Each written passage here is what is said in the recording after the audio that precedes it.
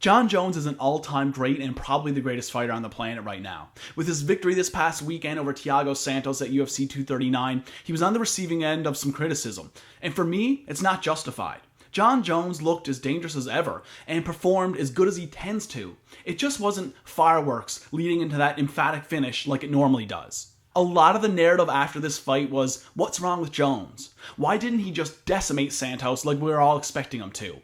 Is he starting to lose a step?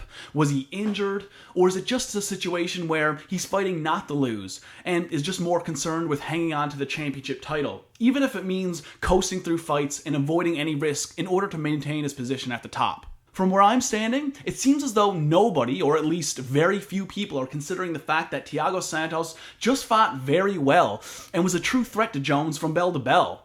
It's almost as if people can't imagine that perhaps Jones may have been a little tentative because of the prospect of absorbing an incredibly dangerous right hand from Santos that could possibly put him in danger. Granted, Jones didn't even blink after being hit with a number of significant strikes from Santos. Credit to the champion for being tough as hell and having a serious chin. But I think that many are overlooking the fact that Santos went in there and earned the respect of Jones, even though he didn't seem to earn the respect of the fans. I get having the expectations of Jones just styling on whoever stands before him, but with the champion recently becoming much more active and just fighting a lot more often, the reality is that they're not all going to be highlight reel finishes. People only seem to remember the good.